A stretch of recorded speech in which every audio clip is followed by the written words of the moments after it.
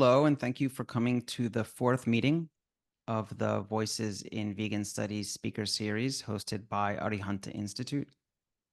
Arihanta is an online Jain Studies Institute dedicated to bringing Jain teachings to the mainstream for the betterment of humans, non-humans, and the world as a whole. I am Jonathan Dickstein, professor at Arihanta and lead organizer for the Vegan Studies Initiative here at Arihanta Institute. So just for a little bit of background as to where this series fits in. So Jainism has promoted vegetarianism for over 2 millennia, and veganism has more recently appeared on its ethical radar, both inside and outside of India. At Arihanta, the Vegan Studies Initiative presents and teaches veganism as an expression of multi-species nonviolence. And the initiative is multi-pronged, interweaving graduate-level academic training, live, self-paced online learning courses, public conferences and guest speaker events, such as this one, and global partnerships with aligned organizations. Our mission is to educate, empower, and connect everyone, Jain and non-Jain, passionate about reimagining and co-creating a world in which our values and actions converge. Please go to the website, arihantainstitute.org, for more information about the Vegan Studies Initiative and the rest of our offerings, events, and other materials. Now, the Voices in Vegan Studies speaker series is spread out over 9 lectures through 2024. After today's talk, our next talk will be in about a month on August 19th with Professor Manisha Dekka, whose talk is titled Culture, Race, Veganism, Navigating the Tensions to Keep Animals in View. So keep your eyes open for that talk, and one talk approximately 1 month thereafter until the end of the year. So let's turn to today's speaker, Cheryl Abbate, and her talk, New Ethical Issues in Contemporary Veganism. Cheryl is an assistant professor of philosophy at the University of Nevada, Las Vegas, who specializes in theoretical and applied ethics, especially animal ethics. She created and teaches UNLV's first animal ethics course, which has a service learning component. She has published over 30 academic pieces on the ethical treatment of animals, and her research can be found in leading philosophy journals, such as Philosophical Studies, Utilitas, European Journal of Philosophy, Acta Analytica, Ethical Theory and Moral Practice, the Journal of Social Philosophy, Social Epistemology, and Social Theory and Practice. She is also the co-editor of New Omnivorism and Strict Vegetarianism, Critical Perspectives, a new edited volume published by Routledge. So thank you so much, Cheryl, for being here with us today. I'm extremely excited for your talk, and I know our audience is as well. One more thing, sorry, I forgot to mention before you begin. Throughout this talk, everyone can drop questions in the Q&A. So please, throughout the talk, type your questions into the Q&A, and at the end of the talk, for the final 30 minutes or so, I will organize these questions and present them to Dr. Abbate, and hopefully we can have a really interesting and fruitful discussion. So with that, thank you so much for being here. Okay, great. Thank you for that. Can you hear me okay? Yes. Great.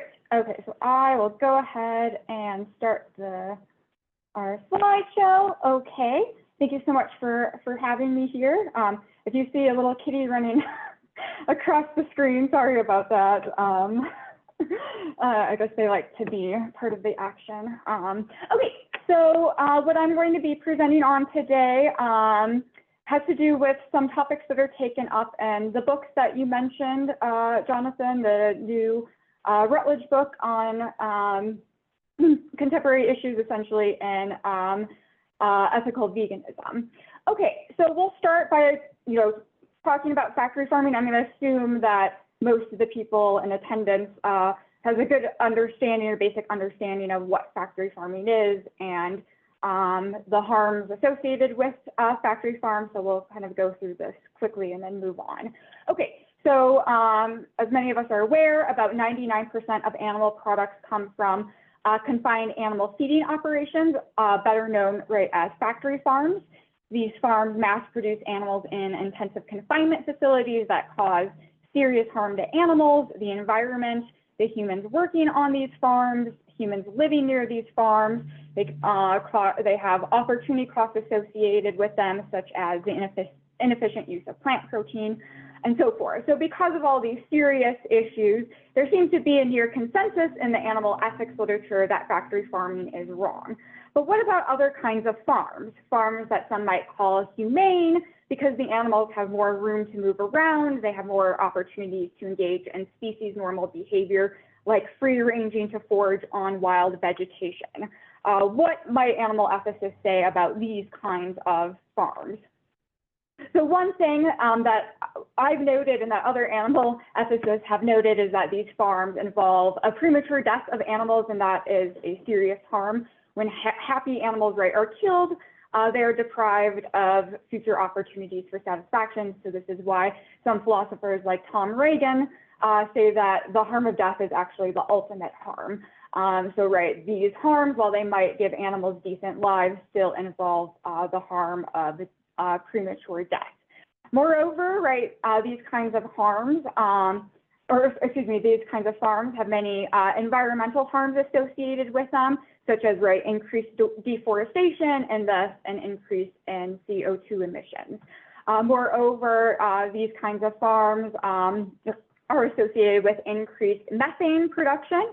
So there's evidence that grass-fed cows actually produce more methane, which is a very potent greenhouse gas, and as opposed to grain-fed cows. This is just because of the way that the cows digest grasses. Moreover, some ethicists have pointed out that even if these kinds of farms are ethical, they're sort of physically impossible, especially in our growing world. So right now, more than 70 billion land animals are killed each year for food. It doesn't seem like there is enough room for 70 billion animals to roam free. Okay, and then someone might respond, well, you've noted all these harms that animals face on both factory farms and more humane farms, but isn't it justified in the name of human health? So what do we say in response to this question? Well, we look at what have the most reputable health organizations have to say about a vegan diet. So one widely cited study is this one by the physician of the American Dietetic Association, which notes that appropriate planned vegetarian diets, including vegan diets, are healthy, nutritionally adequate, and actually may provide health benefits in the prevention and treatment of certain diseases like certain cancers and diabetes. These sorts of statements we find made by reputable organizations like the Mayo Clinic, the American Heart Association, Kaiser Permanente's journal, and so forth. So all of this leads many ethicists, including myself, to endorse what is called the non-maleficence argument. It's going to look something like this.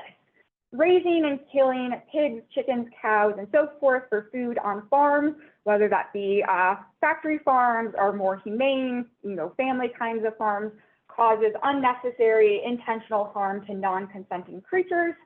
It's wrong to cause unnecessary intentional harm to non-consenting creatures, so it's wrong to raise and kill pigs, chickens, cows, so forth, for food on farms.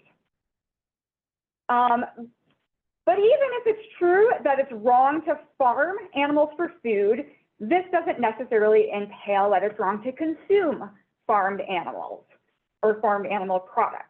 Why? Well, this is because the meat industry is so large that it is insensitive to one person's decision to give up meat and other animal products. So for instance, if Matt, the meat eater, decides I'm going to stop eating chicken, Tyson Foods or the chicken industry, isn't going to decrease the supply of chickens by 25 chickens each year in response to Matt's new dietary choices. So if my decision by itself to give up meat doesn't save any animals, one might say, well, how can it be wrong to eat meat, even from factory farms? So some animal ethicists have responded by denying the claim of causal impotence. I'm not going to get into that, but others, like myself, have responded by sort of granting, okay, maybe our consumer choices are in some sense causally impotent, but we can still give an argument that eating these kinds of products is wrong. So we might draw, to make that case, a moral principle like this. It's prima facie wrong to participate in the unjust harming of animals. For instance, if an innocent person is in a car on the edge of a cliff and 4 people are trying to push the car off, it would be wrong for you to join in this car pushing effort, even if it only takes 4 people to push the car off the cliff, in which case, right, you joining in would essentially be causally impotent. But this principle, right, used in the meat eating context, right, might raise some questions, right? What does it mean to participate in the unjust harming of animals in the animal farming context? So, right, although typical meat eaters buy and eat products that were produced through the unjust harming of farm animals, it doesn't seem like they participate in the unjust harming of farm animals itself, right? Consumers aren't putting chickens in crates. They're not loading cows onto slaughter trucks. It doesn't seem like they're kind of physically assisting in any kind of way. So maybe a better principle to rely on is a principle something like this. It's wrong to knowingly benefit from the unjust harming of others. So I'm going to use an example that stems from an example that philosopher Blake Harris uses in one of his papers sort of on this topic. So say someone named Sarah, she steals a walking stick from a homeless person and she gives it to her friend Sam, and she tells Sam how she obtained it. It seems like it would be wrong for Sam then to go on a hike with a stick. And that seems true even if Sam doesn't know which homeless person owns the stick, and thus Sam can't actually return the stick to its rightful owner. But one thing I want to note too, if we're talking about benefits that are of moral necessities of some sort and can't be readily obtained through other just means, then benefiting from injustice might be morally excused in some cases. So you might think about cases where someone is sick and is going to die and they need some kind of life-saving medication, and the medication was obtained through unjust means. It seems like using medication in that kind of case may be morally excused, but when we're talking about benefits that are sort of more trivial in nature, a mere sort of gustatory pleasure, it seems like in both cases, right, it's going to be wrong to enjoy those benefits when they stem from the unjust harming of others. Another principle we might use to motivate the claim that eating meat, for instance, from factory farms is wrong, even if our consumer choices are causally impotent, is to use a principle like this. It's wrong to knowingly financially support the unjust harming of others, right? It seems like it would be wrong to just donate, right, money to the KKK, and that seems true, right? Even if your donation for some reason doesn't end up being used to hurt anyone, maybe the donation ends up, you know, being lost after it's received. Okay, so what all these 3 principles seem to have in common is the belief that moral complicity is wrong. And we might define moral complicity in this kind of broad sense, right? Complicity is somehow being involved with others in an unethical activity or wrongdoing. So you might be involved in wrongdoing by participating in it, benefiting from it, financially supporting it, and so forth. But then we still have to ask, right, why are these things wrong? Participating, benefiting, financially supporting, i.e. being morally complicit. Why are they wrong if I don't, by myself or with the help of others, cause any harm? So I think we can turn to Tom Reagan's philosophy of animal rights to help us answer this question, to sort of make sense of these complicity-based intuitions. So Tom Reagan's view, right, starts with this basic claim that creatures who are experiencing subjects of a life, and that includes, right, sentient animals, have inherent value. They have value in and of themselves, regardless of how happy they are, and regardless of how useful they are to others. And creatures who have inherent value should be treated in ways that respect their inherent value, right? In ways that reflect the kind of value that they have. This is known as the respect principle. And one implication of this is that it's wrong to treat or view that's highlighted for a reason, creatures with inherent value as if they lacked inherent value. So for instance, it's wrong to treat or view creatures with inherent value as if they are mere means to our ends, or as if their interests just don't matter at all. And we treat creatures as if they lack inherent value when we view them as lacking inherent value, such as when we view them as mere tools. So this is essentially to say that on Tom Reagan's view, the philosophy of animal rights, the evaluation of acts is essentially derivative from the agent's motive or attitude. So to make sense of this, consider the following. If I'm walking very carefully, but nevertheless trip and bang into someone, this isn't wrong even if I end up bruising that person or causing them a little bit of pain. Why? Well, when I acted, right, when I tripped, I didn't act with a disrespectful, i.e. instrumentalizing view of that person. But right, if we envision another scenario where there's someone I dislike and I bang into them and pretend like it was an accident, seems right to classify that act as wrong. Well, here we have two cases where the acts are the same, right, tripping and banging into someone, the consequences are the same amount of pain is produced, but and only in the second case is the act wrong. Why? Because of the particular view the agent had towards the one who was harmed. Okay, so when we knowingly financially support or benefit from the unjust harming of others, it seems like we view creatures with inherent value as if they are mere means, tools, instruments to our ends, or maybe we view them as just having interest or not having interest at all, or having interests that just don't matter. And this is true even if we never come into physical contact with them. Relatedly, right, when we knowingly financially support or benefit from the unjust harming of others, it seems like we express an approval or an endorsement of the injustice they endure. And again, philosopher Blake Harris, I'm going to mention him, has a principle that sort of underlies this kind of intuition. And this principle looks something like this. We should treat moral losses as moral losses. So this means when something bad happens, we should treat it as if it were bad, and as Harris points out, right, not to be taken advantage of. And this seems especially true when the act in question is eating creatures with inherent value. Because when we eat creatures with inherent value, especially for mere gustatory pleasure, it seems like we're viewing them as consumables or mere sort of gustatory tools for us. Okay, so this is all to say that morality on the philosophy of animal rights applies not just to our actions, but also to our thoughts and words as well, however causally impotent they might be. And one thing I want to note is that this is consistent with Jain philosophy, which is fundamentally concerned with ahimsa, right, nonviolence, and right, there's an emphasis that ahimsa requires not just purity of action or deed, but also purity of thought and word. So as some have pointed out, abstaining from killing animals must be observed by not just our actions, but also our thoughts and our words. So one example, right, Maneka Gandhi says, quote, "It's not enough if one abstains from inflicting pain on other beings. If you approve of such conduct in others, that approval makes you responsible for the cruelty of killing practiced by others," end quote. Okay, so this is all, at this point, right, I'm trying to show that we have a number of compelling reasons to conclude that buying and eating animals who are raised and killed on farms for food is wrong, even if buying and eating them is sort of causally impotent.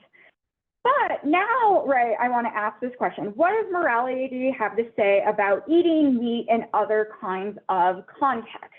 So I'm going to look at three and the remainder of this presentation. So one is the context of eating freegan meat, so meat that you got for free, right? You didn't buy from the grocery store, you went in the dumpster and found it, or maybe you had a non-vegan friend who was visiting your home and they left it in your refrigerator, and if you don't eat it, you know, it might go to waste. What do we do, what's the ethical thing to do in this context? Roadkill meat and eggs from hens in sanctuaries. Okay. So let's start off with freegan meat. I think this is, of all the three cases, this is going to be the easiest one to address, right? So free game meat, again, just refers to essentially meat that you would get for free, and then that maybe will go to waste if you don't consume it. So examples might be, right, if you dumpster dive and you find meat or other animal product in there, eating, right, food that was left in your refrigerator. Maybe you were at a work function and your employer orders a bunch of non-vegan pizza and it's going to be thrown out.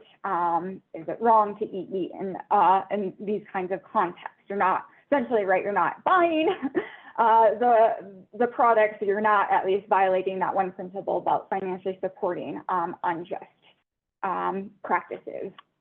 But right, in this case, right, although you're not financially supporting the unjust harming of animals, the animals who you would eat, right, in this case, were clearly treated unjustly.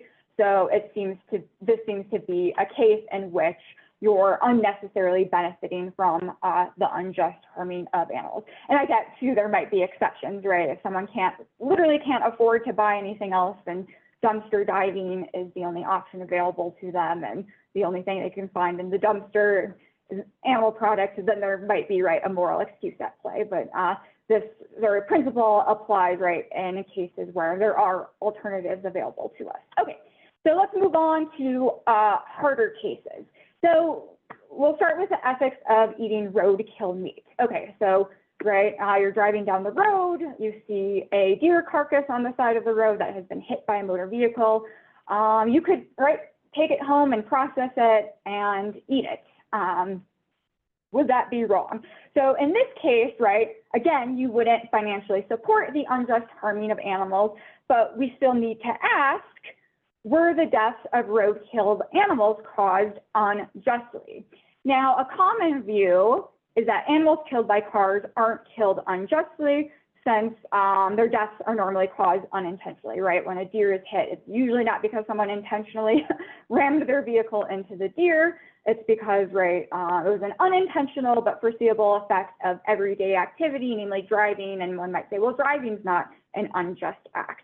Now, I want to challenge this sort of, I might call it like the common view, by drawing on the widespread problem of reckless driving. So I think we can all know by just looking around us when we're in our vehicles that there are a lot of reckless drivers, right? Go down the highway, look around you, you'll see people texting. I've seen people eating bowls of cereal while driving, doing their makeup, right, speeding. And then there's data, right, to support the view that there's a lot of reckless driving that goes on. So AAA reports that about 87% of drivers engaged in at least one risky behavior while behind the wheel in the past month. And this might include driving while distracted, driving while impaired, drowsy, speeding, running red lights, and so forth. So reckless driving, right, is quite widespread. And given this widespread problem of reckless driving, I think it's safe to assume that many of the animals killed by vehicles are actually victims of reckless driving. And this is an issue of justice. So I'm going to read actually just a quote from a chapter I published on this very topic. So when we foresee that an act presents a threat of harm to animals, and we perform that act anyway with sort of a moral indifference, without any attempt to sort of minimize or altogether eliminate the risk of harm, we seem to fail to treat the animals with the respect that they are due. So when we indifferently present a threat of harm to animals, we treat them as disposable and as if their sort of personal ends don't matter. We treat them as if they lack inherent value. And this, right, is fundamentally why drunk driving is wrong. If someone goes out in their vehicle and drives drunk and they hit someone, they didn't hit that person intentionally, but they clearly did something unjust, right? They had sort of this reckless disregard for the other humans who inevitably, right, are going to be on the road. Okay, so we might say, right, and this is essentially what I do say in my chapter on this, that eating roadkill is normally an instance of unnecessarily benefiting from the unjust harming of animals. And there's another reason, right, for saying this as well. So now I want to say a little bit about institutional failures to protect free roaming animals. So the deers who live near the roads, coyotes, mountain lions, sea turtles, and so forth. Okay, so due to human expansion and urbanization, free-roaming animals are vulnerable to a number of harms or threats, we might say. So one, right, is habitat destruction, right? When the habitat of animals is destroyed due to urbanization, for instance, the animals who live there are forced to relocate and move long distances, right? And with this means that they're going to be crossing roads more often and thus are more vulnerable to being killed by motor vehicles. Habitat reduction, right? So even if habitat of animals isn't destroyed by human expansion, in some cases it might be reduced, made smaller, and this causes food and living spaces to become limited. So again, animals are going to have to travel to larger areas, for instance, looking for more food or shelter. And then habitat modification often results in what are called ecological traps. So ecological traps are changes in environments that cause the animals living there to make maladaptive habitat choices. To see how this relates to the issue of roadkill, consider some of the effects of light pollution on sea turtles. So when baby sea turtles hatch, they use the brightest light to guide them to the ocean, and that brightest light is normally the moonlight reflected off the water surface of the ocean. But in urban areas that have a lot of artificial bright lights that shine at unnatural times and places, hatchlings are often disoriented and led away from the ocean and into urban areas where they're often run over by vehicles. Now, this is all a matter of justice. This is because rights must be socially guaranteed, which is to say that governments, right, as moral agents, they have a duty to defend individuals in the possession of their basic rights, such as their right to physical integrity, autonomy, and life. So this compelling view is reflected in the work of philosopher John Stuart Mill, who says that to have a right is to have, quote, a valid claim on society to protect him in the possession of it, either by the force of law or by that of education and opinion, end quote. Likewise, philosopher Henry Shue compellingly argues that individuals not only have non-interference claims against others, but they also have rights against the government to the things that are necessary to enjoy their basic rights. So this is to say that individuals have the right to be protected from standard threats. So, right, you and I all have a right to, right, physical security. This means we have the right not to be assaulted by others, but this also means that the government has a duty to protect us in the possession of our rights. And this, they can, right, exercise or discharge this duty by establishing a just and effective police force. We might say, too, we have a right against the government to an effective and just police force, because that's sort of necessary right to protect us in the possession of our right to, for instance, physical autonomy. But because the government hasn't adequately protected free-roaming animals from standard threats, vehicles colliding with animals is an inevitable consequence of, for instance, urbanization, and thus roadkill signifies injustice. Right.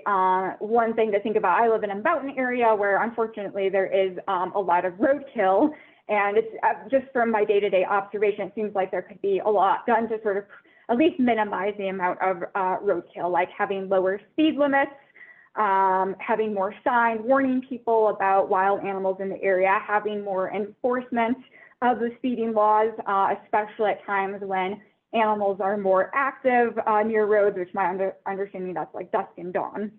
Okay, so this all sort of further supports my claim that eating roadkill is normally an instance of benefiting from the unjust harming of animals. So my suggestion would be, you see roadkill and you really don't want it to go to waste, move it off the road, leave it into the house, put it into the nearby ecosystem. Some other free roaming animal likely will feed on it, or take it to a animal sanctuary that takes in roadkill. I used to actually volunteer at a tiger rescue in North Carolina, and they would actually take in roadkill to feed to their big cats there. Okay, moving on. Okay, the last case I will consider is the case of eating eggs from animal sanctuaries, or maybe we might just say rescued hens. Okay, so what's going on in this case? So I've volunteered at sanctuaries where they've rescued hens and the hens still lay eggs. What should we do with these eggs, right? Is it okay to eat them? Is it okay to sell them actually in support of the sanctuary? So let's move just to the question though, would it be wrong for you, right, personally to eat the eggs? So if you were to eat, right, the eggs from an animal sanctuary, it doesn't seem like you would financially, well, you definitely wouldn't be financially supporting the unjust harming of animals, but we still need to ask, right, are the chicken eggs available to us only because the chickens were treated unjustly? Now, depending on the chicken's origin, she might have been a victim of factory farming at one point. Maybe she, right, escaped from a slaughter truck, and then that's how she ended up in a sanctuary. But right, she's in a sanctuary now. The sanctuary has rescued her from this unjust practice. But we still might say, well, perhaps the chicken still is a victim of injustice. This is, why might someone say this? I'm going to draw on the work of philosopher Karen Emmerman, who points out that while animal sanctuaries might be the best option for many animals, they are still inadequate when it comes to giving animals a truly sort of flourishing life. So after all, right, sanctuaries are places of permanent captivity or confinement, whatever you want to call it. And this, right, confinement, captivity, it limits the options of animals. So animals in sanctuaries can't choose to travel alone or which individuals to associate with. Their reproductive freedom is usually curtailed, especially if it's a responsible sanctuary. They're unable to travel far distances. They enjoy very few opportunities to occupy their brains and use their skills. Essentially, they can't, right, fully express all of their natural behaviors and capacities. And all of this, unsurprisingly, might lead to boredom. So as Karen Emmerman puts it, sanctuaries, however well-intentioned, still in some sense reify human control over animal lives. And this is not to say that we should abolish sanctuaries and that sanctuaries are doing anything wrong. That's not what's being said. It's just that the sanctuaries are doing a good thing, right, the best that they can, but nevertheless, sort of the wider environment that makes sanctuaries a necessity in the first place is unjust. So again, although sanctuaries don't act unjustly when they rescue animals, the state of affairs that makes their existence necessary is unjust.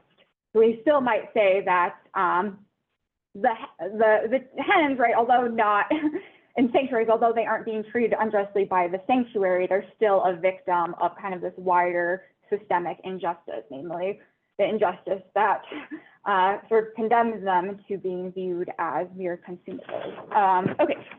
Another thing that we might think about, right, is what chicken eggs actually are, right? They are the reproductive products of hens that can develop into chicks if fertilized by roosters. And it seems, right, that to consume the reproductive products of another, especially without their consent, expresses the view that the creature is some kind of commodity. We might say, too, one thing that makes the lives of hens in sanctuaries sort of suboptimal for the hens is that they're prevented from mating with roosters and that sort of experience of raising chicks and the emotional bond that comes with this. So to eat their eggs is to benefit from an unjust state of affairs, namely a state of affairs that prevents hens from engaging in normal hen behavior, such as reproductive behavior. This all suggests that buying eggs or eating eggs that come from a sanctuary is relevantly different than buying, for instance, gloves made out of fur to support a sanctuary. So I volunteered at a wolf sanctuary once, and the volunteers were instructed to collect the fur of the wolves when we would like comb them or pet them, and then they turned the fur right into gloves, and then they sold the gloves in support of the sanctuary. And so that seems right, buying relevantly different, if you were to buy the gloves or use the gloves, right, relevantly different than buying and eating the eggs, simply because wolves are not sort of exploited for their fur, right? They're not in sanctuaries having anything to do with their fur. Okay. And I'm going to sort of wrap up there. I think I overpromised in the abstract because one thing that I did want to talk about that I don't think we have enough time to today is the question about eating possibly insentient animals like bivalves, such as mussels, scallops, oysters, insects. What about eating cultured meats? These are very difficult questions that I think too, like I would want to think through a little bit more before I touched on them, but we can talk about them in the Q&A. I'll just put a disclaimer out there that I haven't been thinking about these topics as hard as I have been thinking about when it comes to the three topics that I covered in this presentation. Okay, thank you so much. I look forward to your questions. Thank you so much, Cheryl. Yeah, these are very much, I think maybe you would agree, they're these topics that seem fringe or on the borders, right? We have this kind of large area in the middle that we all can kind of agree on, but while they might not account for the greatest percentage of animal consumption or maybe the most egregious forms of harm, what they do is really make us think about the whole structure and kind of the whole ethical theory that's going to guide us throughout. So I find that to be really helpful. So we have some good questions. I have some of my own, but we have a good amount of time.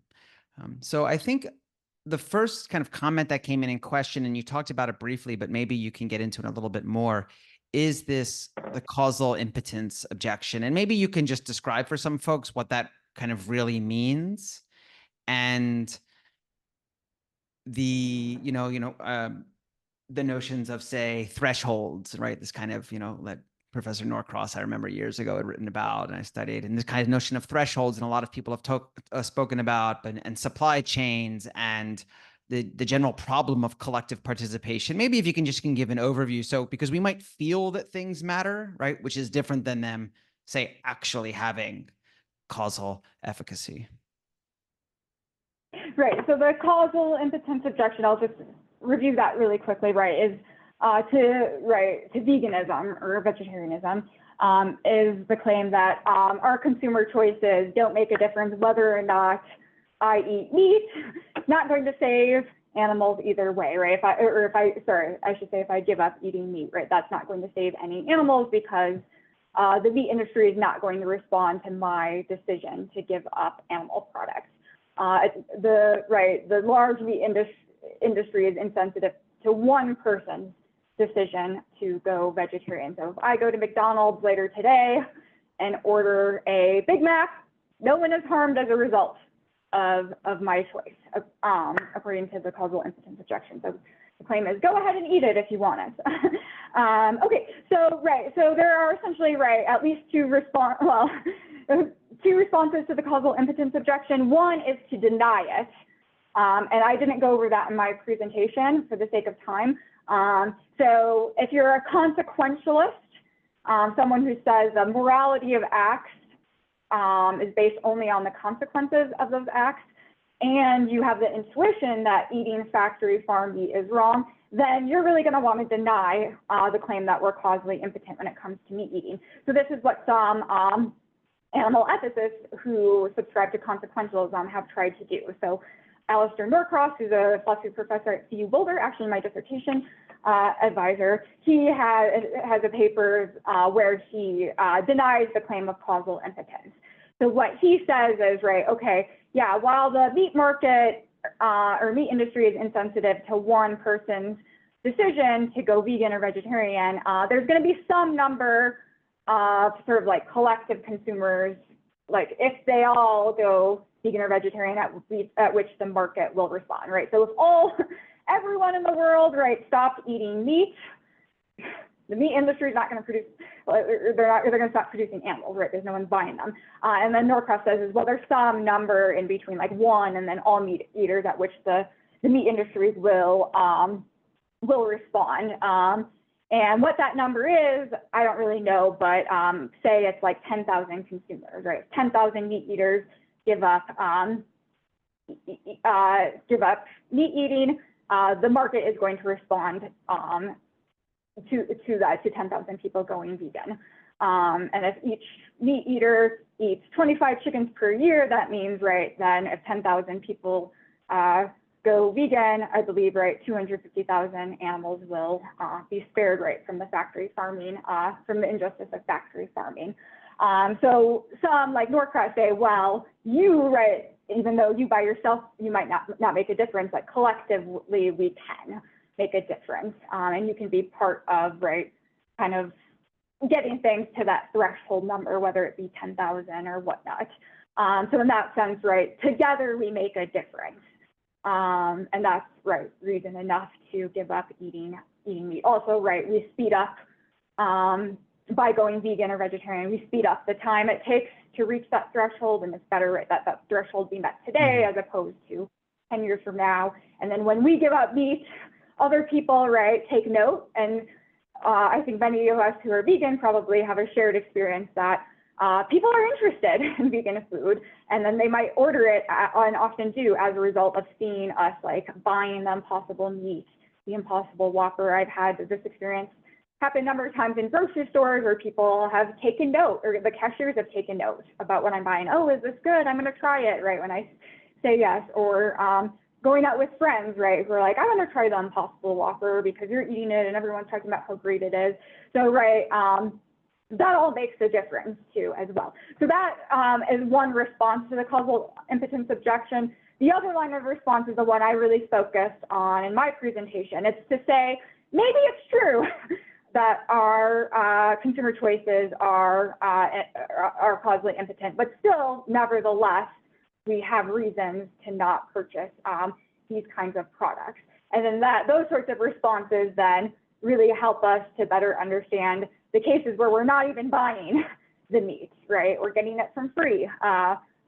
Is that wrong? And I think many people who are very committed vegans for reasons of animal rights have the intuition that, like, so something's really off about just chowing down on a chicken sandwich that someone left in my refrigerator. Like, I don't feel right about doing that. What can explain that intuition? It seems like it's more than like an aesthetic disgust. It's more of like a moral disgust, right? So what can explain that intuition? So the principles that I put forth, right, they help explain kind of like the freezing cases, or the cases where you're not buying animal products, and also the cases where you are buying animal products. And then it's good to have those principles, like if it turns out that our consumer choices are causally impotent in the way that some people think. I mean, I think that also has a lot of traction. If I'm hearing you correctly, it's that even if there's one discussion whether causal impotence is convincing or not, and then you're saying, well, even if it were, there are other aspects that have to do with, say, the way that we look at animals, the way we perceive them, and these have ethical relevance as well. And while we don't have time to get into it today, I think the Jain tradition really is aligned in this way, because we have ways of being violent even in our mind, in our thoughts and our conceptions, or causing some forms of harm. And that's part of it. It's not simply our actions. So while I want to get to all these questions now that are wonderful and adding up. I want to say that I really do think that there is some kind of kinship. And I like what you said, that then we can actually look at these other cases where you're not buying animal products, but you're, say, consuming them or dealing in them. And we don't have to simply talk about whether they influence markets. It's not always about influence markets. It's about how we actually perceive and treat these animals even outside of those markets. So let me go to the next question here. Someone first asked, how far am I supposed to remove myself from the harm to animals? I don't wear or eat animals, but my kids and wife do. I lead by example and have conversations, but I still provide money to eat at McDonald's. What is my obligation here? Well, this is a hard question. I am not a parent, so but I think about this quite a bit about it. Well, I guess to some extent, I take that back. I am a parent. I have a number of fur babies, and this actually, right, this question comes up quite a bit because cats are obligate carnivores, right? So I am constantly buying meat for them. Now, I will say there is some research that says that you can actually feed cats a vegan diet, and that it's adequate if you're doing it in the right way. But I know from experience that many cats are not interested in vegan food, especially if they didn't like, they weren't raised eating it. So I think in these kinds of cases, we might sort of rely on this notion of moral excuses. So I'm, willing to admit in the case of like what I feed my cats, right, the meat that's essentially coming from some kind of animal farm, that it's wrong to do this, but perhaps I have a moral excuse, right? And that's to say, right, that when someone does something wrong, but they have some kind of moral excuse, it means like they did something wrong that's unethical, but we can kind of understand why they did it, and we wouldn't really be quick to blame them or blame them at all, depending on how large of an excuse that they have. So some might say like necessity is a moral excuse, killing animals in necessity, or participating in the killing of animals in necessity, financially supporting, right, an unjust institution in the case of necessity, may be morally excused. So that, right, I think, when we're talking about obligate carnivores, right, the notion of moral excuse is really relevant there. But, right, I get too, like, we have to, right, live in a world that is very much speciesist, right? We have to form relationships in a speciesist world. And not, right, everyone we come into contact with, family members and friends, are going to share the same views that we have. So these are, right, hard sort of situations to navigate. But I think, I think that question is really something that you need to struggle to answer yourself, because I think that there are a lot of questions that I would need to know about, like, your relationship to be able to give you any kind of moral guidance. But it's definitely something worth, right, reflecting on and thinking about a little bit more deeply too, about how can we influence the behavior of loved ones in a way that's sort of non-offensive. Should we be trying to interfere in their free choices to begin with? Maybe just leading by example is the best we can do in these kinds of situations, right? Because we're really in control of, right, our own choices and not the choices of others. We can, I think, lead by example and then and hope for the best in these kinds of cases, but also being very dogmatic, right, in our belief system, refusing to sit down at a table where meat is being served. We also, right, lose out on an opportunity, right, to set the example, to have these kinds of hard and difficult conversations. So living in, right, just a vegan bubble might not be the route that's like best for us or even best for animals as well. So I don't think I really answered your question, but it's an important one to ask. But again, I think when it comes to like maintaining personal relationships, to figure out what the right thing to do is really up to the person in the relationship to make that sort of decision. I think your answer that speaks to the complexity of the issue, right, is just true to fact, right? We have so many of these issues that are so hard that aren't kind of the clear-cut ones. And I used to like following, and sometimes that, the vegan cats, there's a Facebook group on vegan cats, and not specifically because I was actually taking care of any cats, but a lot of the issues, the philosophical issues come up. What do we do with pets, right? Pets are their own issue. And then how do we feed them? And then can they thrive on non-vegan diets? And then there's new discussions out now, right, about, feeding cats cultured meat or roadkill. Why don't we take roadkill and feed these to our animals so that we don't have to buy it, right? And so I'm just kind of, I appreciate how, right, these like seemingly very niche issues blow up into some core issues. So another one here. Yeah, and I will say in my chapter on eating roadkill, actually, that's another thing that I suggest. If someone like happens to have the equipment to process the animal meat, right, then maybe, right, what they should be doing is processing it and feeding it to their pets, because they are obligate carnivores. Most people have to buy them meat in one way, shape, or form. So it's probably better, right, to feed them from the roadkill than buying the meat from the grocery store. Another attendee asks, another gray area is wearing animal products, leather, wool, and fur from secondhand sources, thrift stores, etc. This may fall under the freegan category, but possibly another area to explore. I feel that this has to do with how one presents oneself in the world as a vegan if you don't want to represent the consumption of animal products. We can't explain to everyone that our purse is secondhand, for example. I don't use vegan leather for this reason. What are your, or I would be curious to hear your thoughts. And there are interesting questions related to even like wearing the faux products, right? Because the faux leather, right, is meant to look like leather.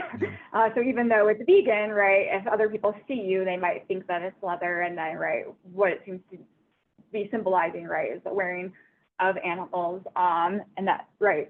So there are questions about kind of using these products in public and then using them in private. And let me say too, this question might also come up if you're in like a cafeteria eating the Beyond Burger and people didn't see that it's what you ordered and you're eating it. It looks like a hamburger. Are you then sort of like perpetuating sort of unintentionally the view that animals are commodities, because many people might walk past and just assume, right, you're eating a meat-based hamburger. So yeah, this is a really important question, right? When we eat or use freegan products and also the faux products in public as opposed to, right, at home, right? As you can imagine, you know, having a wool blanket or something that no one sees you use, or, right, you're eating freegan products, right, only at home, right? There's another context, right? If you're eating the like meat or animal product at like at a job party, like an employment, a party at your place of employment, right? People see you, right? Then there's another issue, right? That you're kind of perpetuating injustices in some way, normalizing it in some way. That might be another principle too we want to add to our list, right? It's wrong to sort of normalize injustice. And we might say that, like, well, eating or using these products, even sometimes the faux products, in public, like, normalizes injustice. And that might be, and that seems like a good reason not to do it. And then there might be cases too of necessity, right? If you live in a cold climate and you really need like a fur or wool jacket, then there might be, right, a necessity-based excuse again. But if you're just, right, doing it for fashion, my intuition is that we should stay away from those kinds of products for this problem of like normalizing them. It's a really interesting question though when it comes to like eating like the Beyond Meat burger, like I said, in a cafeteria. Does that mean then we should get like the salad option, right? So that others don't mistake us for eating animal products, and we don't risk normalizing eating animals. Just to kind of stay on this topic, there's a lot of different questions coming in. You know, someone asked the question similar to what you referenced about whether the morality of eating, say, Impossible Whopper, not only because of how it might look to others, but it's not as if Whopper is what, Burger King or McDonald's, I know, a Burger King, right? Is supporting a business that is actually paying for harm being done to millions, if not hundreds of millions of animals. And so I guess I'm trying to link these together in the sense of there's a few questions here about other garments and so on of, you know, I have a choice, say, to buy something secondhand where I'm not participating in any kind of market behavior, in any direct market behavior to the industry, but I should forgo that and then buy, say, like the plant-based option from a company that also has non-plant-based offerings, and B is also, say, just contributing to industrial capitalism in some larger way. So these individuals that are saying, well, maybe actually I do the less harm by removing myself as possible from direct markets. So does that have any traction here? Right. Well, I would say when it comes to at least like clothing and going to secondhand shops, right there, I'm a big thrift shopper, and I've never once like been like, I can only get leather stuff at the thrift store. So I think that there are lots of, even if we're like trying to remove ourselves, right, from capitalism by as much as possible by thrift shopping. That there are plenty of vegan options out there. I've never been a dumpster diver though, so I don't know. Like, are there plentiful options in the dumpster, like non-vegan options? Or sorry, are there plentiful vegan options, right? Are there some dumpster, right? I imagine it depends on probably where you live, right? The store, like what kinds of options are going to be available in the store. I know I grew up in a very small farming town in Wisconsin. I know growing up, there was never like barely any vegan options, right? There are none of the substitutes in the store, right? But that was also quite some time ago. I don't know what it looks like now, but I'm guessing, right? Their dumpster is going to probably be filled with more non-vegan products than vegan products. But right, if that, you know, turns out to be kind of like a moral necessity for you because of like an capitalist or worldview, then right, perhaps, right, that you might be able to justify on the grounds of necessity. But I do think like we should ask ourselves, right, in these cases, is eating the meat option really a necessity? Sometimes I wonder when people try to like make these exceptions, is it really like a result of kind of like this grasping after like being able to eat animal products in certain circumstances and it being okay? Or should we just like kind of let that attachment to the consumption of animal products go and eat the peas that you find in the dumpster as opposed to the chicken breast? Yeah, I think there's definitely some substance there, right?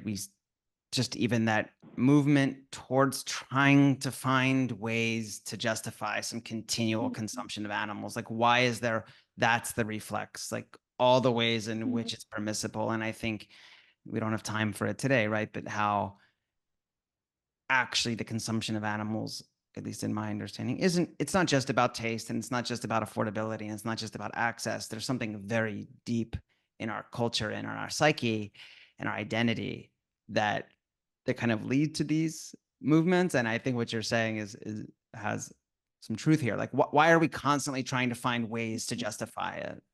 And so, but moving on, because I want to respect as many as possible here. So someone asks a question that I think comes up a lot, but is always relevant to bring up, and I like to hear, all of our participants' takes. Is supporting plant agriculture also supporting unjust institutions? And if so, could that, in certain fringe cases, justify hunting large animals to minimize killing of small animals and insects killed in large-scale agriculture? So I think this is similar to before. What about all of the harms, the aggregate harms that we contribute to versus, say, one, you could say major harm, but that can prevent one's participation in these other forms?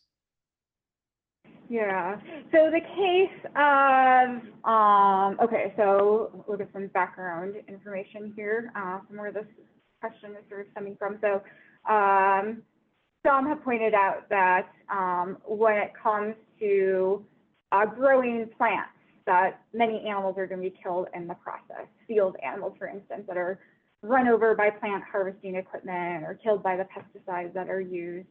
Are those animals victims of injustice? Now, these animals, right, they're killed unintentionally, like in the roadkill case, but it does seem like there's a relevant difference there, right? It doesn't seem, well, I guess it would kind of depend on the particular farm and the practices and what alternatives are available to them.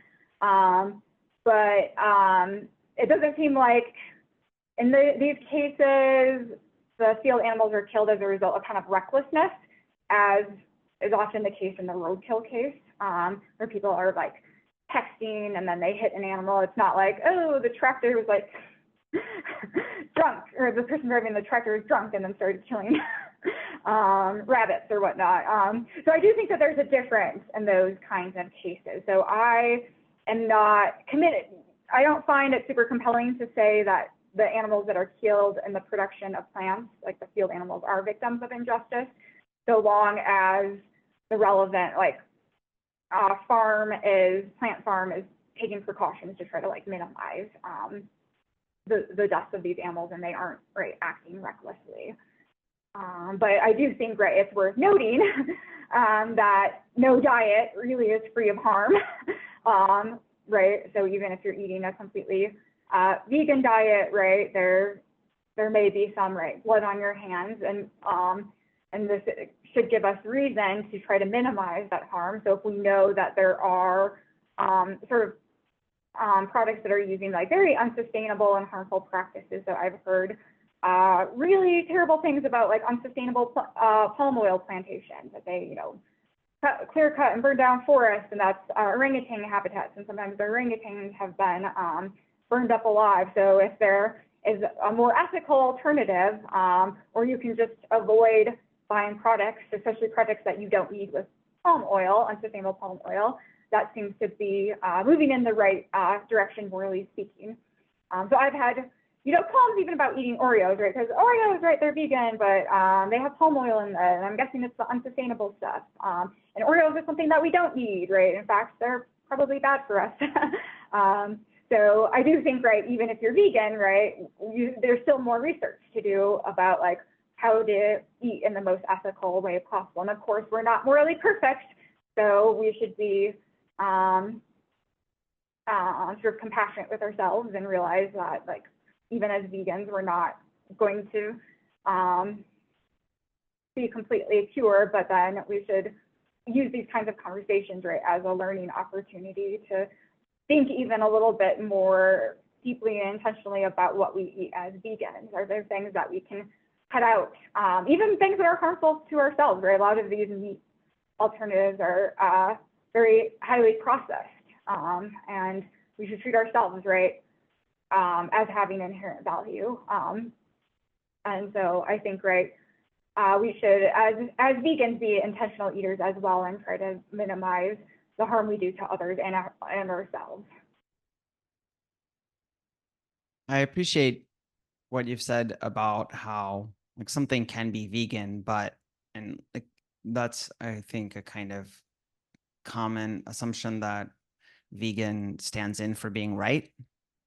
Like as if it's vegan, then hence it's right, whatever it is, or it doesn't have an animal product. And I kind of spoke about this in the first talk in this series, because I think what our questioner is asking, and I'm actually obviously not taking a side myself, but you can imagine two people, one person who lives in the woods isn't really participating in the use of plastics and fossil fuels and so many other things that contribute to myriad harms, and maybe eats animals found in the forest or kills one animal a year, and their neighbor is flying around the world to vegan food fests and using single-use plastics and tons of electronics and hoarding wealth, right? And then but that person then saying, oh, but you're not vegan, hence you're the immoral person. Whereas because everything I'm doing, at least in a very direct sense, is vegan,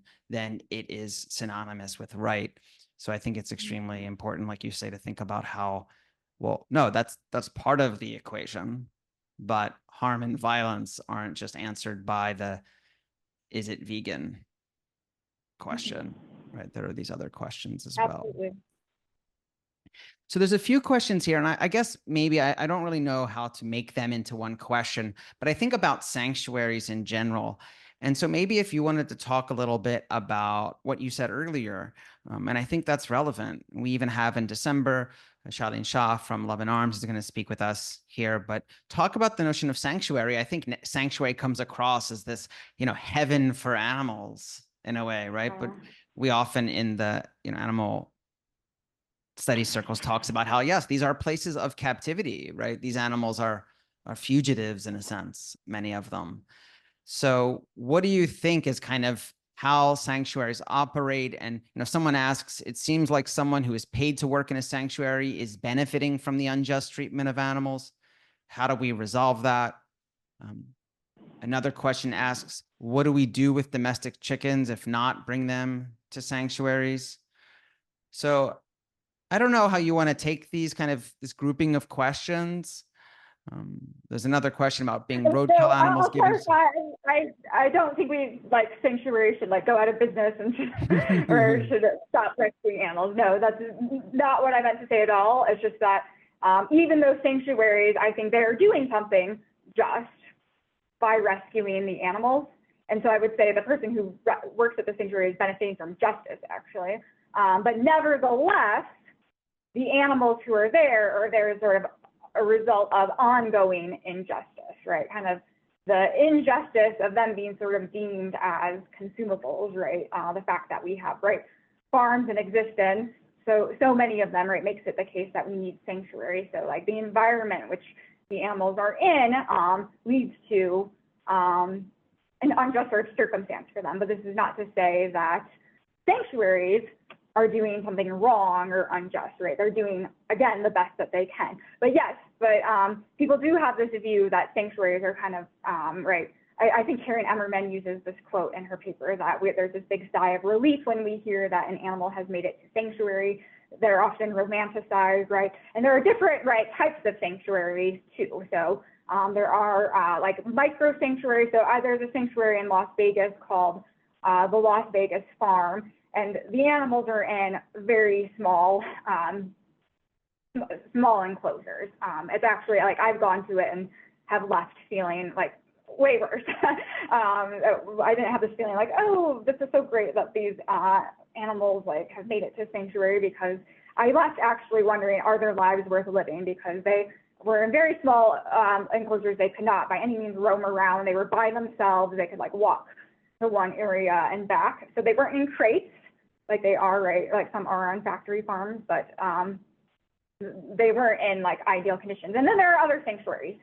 So I haven't been to the new Love and Arm Sanctuary, but I've been to their first one, and like those animals have like lots of room to roam about, to run around, right? And then one of my other favorite sanctuaries is in Colorado, the Wild Animal Sanctuary.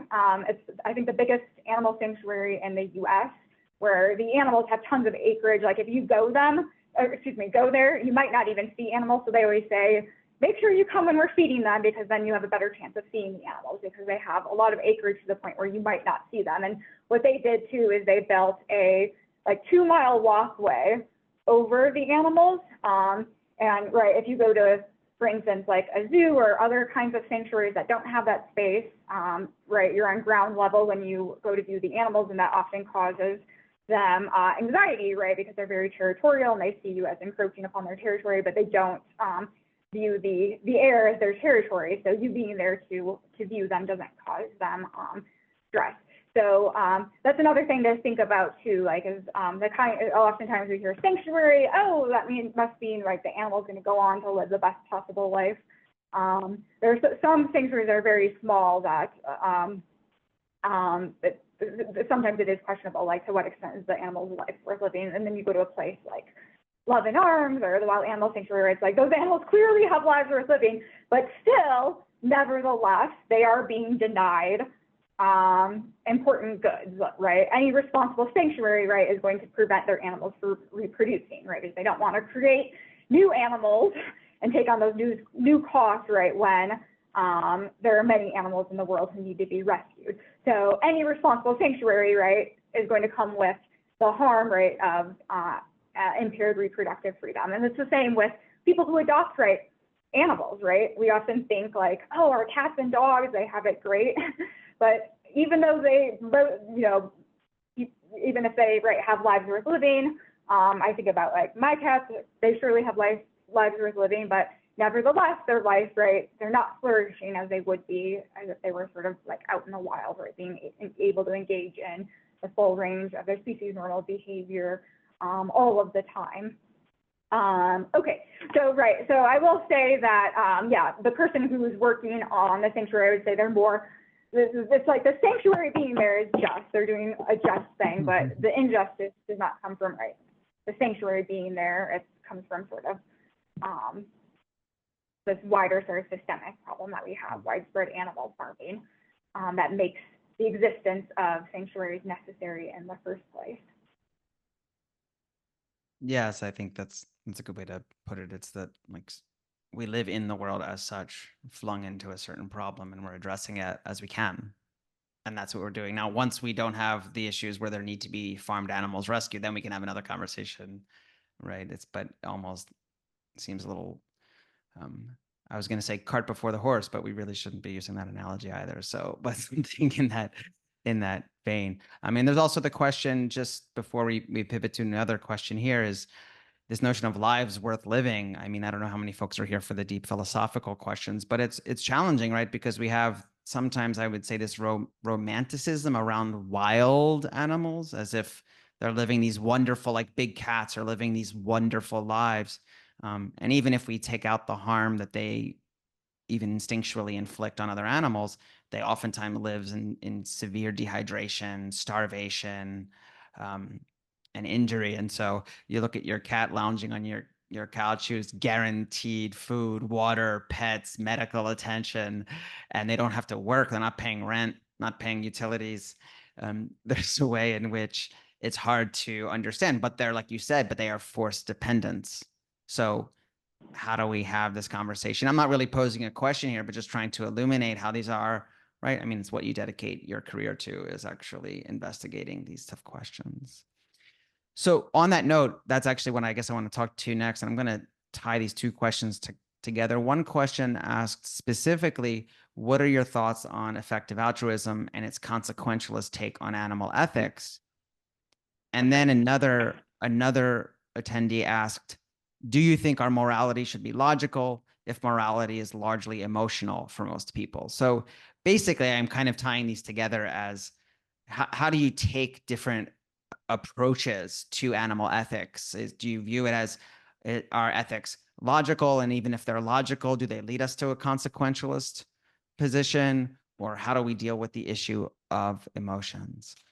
I forgive our question askers if I'm putting these together, but I'm trying to make sure we can get to as many as possible in time. Right. So when we're talking about, assisting others who need help, right? There are all of these victims of injustice in our world. How do we decide who to help first? Do we just use kind of consequentialism in this area, like when it comes to deciding who to help? When deciding like who to harm, we probably shouldn't use consequentialism, but maybe it's helpful like when we're trying to decide who to help. And it's like helping A, helping B. It's not killing A to help B or anything like that. It's just helping A or helping B or helping C. Should we use consequentialism in that case? Not necessarily, right? Because you could think about a case in which there are like billions of animals who are subject to very, very minor injustices. So that could be choice A. So billions of animals subject to very, very minor injustices. So you might say like they're being pricked. Maybe they're having cells removed or something with a needle. I know there's a technical name for it. I'm blanking on it though. or right, you could try to rescue this one animal who is being tortured. I would say, right, if you have kind of equal chances of like being successful in option A or option B, my intuition is you should focus on option B. So I wouldn't use a straight up consequentialist approach to answer the question of who to help. I think there's more than just like numbers to take into account, like severity of harm, vulnerability to harm, and so forth. So it's not always just about numbers. Okay, and then the second question, I'm not sure if I see the connection between them, so I'm just going to kind of answer them separately, like to what extent should morality be logical versus using our emotions?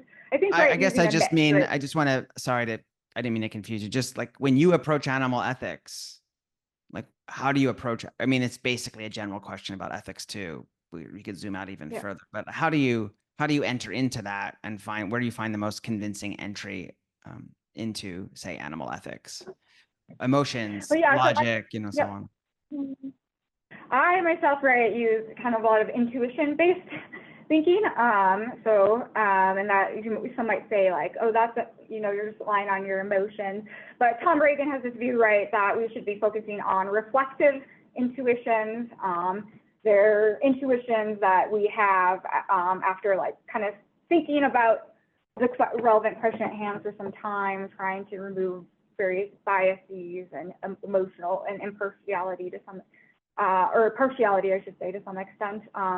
But a lot of, right, how I do animal ethics is kind of starting with basic intuitions and then developing like principles from there to support what I would call reflexive intuitions, right? So if you think about the question about should I eat the chicken sandwich? And this actually has happened to me once. My brother came to visit and left a chicken chicken lunch meat or something in my refrigerator, and I guess my first response is kind of emotional, like, no, I don't, like something about it feels off. I guess you could call that emotion. And then I sort of see, like, is there a reasonable moral principle that supports that intuition that also supports other kinds of, I think, reasonable intuitions? And it turns out, right, that principle about not benefiting from injustice, it not only supports my sort of reaction in the case of like the chicken in my refrigerator, but other kinds of circumstances involving humans. So one example that is used quite a bit to sort of motivate this principle is used in the human context. So say you're out garage sale shopping, you find this lamp that you really like. You think it's beautiful, it looks great as a decoration in your living room, and then you're about to buy it. And again, you're at a thrift sale, secondhand shop, right? And then you find out that the lamp is actually made out of the skin and bones of humans who were killed in concentration camps in Nazi Germany. And then imagine the person in the scenario goes ahead and buys the lamp anyway and uses it as a decoration. Like, well, I'm not causing any harm. The harm is in the past. I'm not going to bring anyone back from the dead by not buying this lamp. So I'm going to go ahead and put it in my living room anyway. That seems, right, very morally off. And then how do we, right, explain that intuition that we have? Well, that same intuition, right, that same principle I use to explain my intuition about the chicken sandwich. So when a principle like that can be used like in a wide variety of circumstances to support sort of like deep intuitions that we have, then I also think, that's reason for keeping it in our moral toolbox. So on that note, this is actually a time I wasn't going to inject my own question, but it actually is exactly what you're talking about. The kind of human intuition aside, which I find that thought experiment you develop really, I don't know, hits like a core of some of these issues. But the idea that the necessity, going back to say roadkill examples or freegan examples or that chicken sandwich example, that the consumption of kind of leftover animal products necessarily means that I view animals as killable I'm not necessarily convinced that those two, one leads to the other, which is the sense that if I was walking around the street and there was a pair of like leather shoes on the ground somewhere or in the woods and I picked them up and wow, they fit perfectly and they're so much better than all my other shoes, that by doing so, even if I know where they come from, I necessarily am also assuming that it is permissible to kill animals and use their hides for shoes. Can you have one without the other? I guess in a similar way, in the sense that it's an existing. That's why the lampshade example is interesting, right? Like it's an extant item. Mm-hmm. But I don't think that I'm not going to actually put my position. I wonder if there's more space in between the two. Well, so I think it's also helpful, right? Because we've been thinking about human ethics for a really long time. We've been raised right in this culture that values like respectful treatment of humans and human rights. So I think it's often helpful to kind of think about these scenarios, but then like substitute them with like human related concerns, mm-hmm. right? So what if, you found this pair of shoes and it was made from human skin and humans who are treated unjustly, right? They're killed for their skin. And you found these pair of shoes on the side of the road. It seems like most of us would agree, there's something at least morally off about just wearing the shoes because they fit well. Same with, right, eating humans, right? Oh, I came across a human corpse. Well, I didn't kill the human. I'm going to eat the human anyway. I think many of us, I at least, have a very strong intuition that if you go ahead and eat the human, wear the human shoes, that there is a sense in which, like, you violated their dignity in some way, right? That there's a sense in which you're viewing them as something to be consumed, to be worn. And then I sort of extend, right, my response in those cases to, the animal cases. I think right, humans and animals both have equal inherent value. So if you have that intuition, the intuition about the human cases, then you should also have the intuition in the animal cases that there's something morally off about, like, eating them, wearing their skin, and so forth. Yeah, it's interesting, this notion of like posthumous dignity, or the notion of dignity itself. These are complicated issues. Or another day, maybe the idea of huming. We talked earlier about feeding roadkill to our obligate carnivores. What about like human remains? Like when I die, I want to be fed to my obligate carnivore cat so that they don't have to continue eating purchased meat. It's kind of interesting thought experiments. So I guess one final question. We have a few minutes left, and I appreciate this comment/question, which is really just talking about, I'll just read it. It says, this question is hard to put into words. I've been vegan 11 years. When I stopped preparing meals with animal foods, my 3 sons were disappointed, especially my youngest. They are grown now, around 30, but I find that a sense of disappointment lingers, and their lack of enjoyment in any family meals I prepare creates a wedge. All moms want to cook for their sons, and I miss the closeness of having my sons enjoy all of my meals. They like some of them. I know there's no clear answer, but maybe you have some thoughts on how we can create, or I can create, more closeness despite our differences in foods we eat.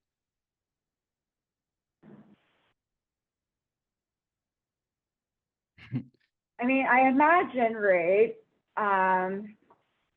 that many of our, interpersonal problems can be resolved through maybe like more effective communication.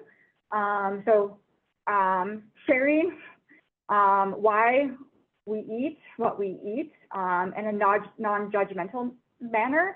That has helped me, at least, in the past, actually. Like really explaining to my family members why I eat what I eat.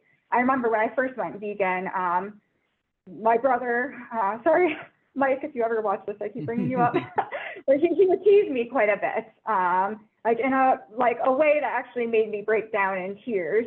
And at that point, it was like that really got through to him, like never once again. And then, in fact, then he turned out to be sort of more supportive of the food that I eat. He would eat it with me, and actually say yeah, I can, he actually, the first time I had the Impossible Whoppers with him in San Francisco. So I don't know if it was me really kind of showing how important this is to me and the core of who I am, to the point where I'm in tears. Really got through to him. And we might say that kind of vulnerability and the sharing of our emotions, not to say you need to break down in tears in front of your family members when you're talking about this issue, but being willing to be sort of emotionally vulnerable in the sense of really explaining how deeply these sorts of issues matter to you, and why you're doing what you're doing. I mean, I that's something that I would suggest, is thinking about how to really approach and have a hard conversation, right? A lot of times we avoid the conversations with our family members, and avoid sort of telling them why we eat what we eat, because we don't want them to feel like we're judging them. I know I've encountered this experience, or this phenomena myself, where it's easier just to remain quiet and silently eat what I'm eating without having that conversation. But I don't know if that's even helping to to strengthen the relationship. Oftentimes when we're like being very open about our deeply held values, that can also be like strengthen our relationship, and then might also have this other positive effect of like a less awkward family dinner when we're eating like vegan food or whatnot.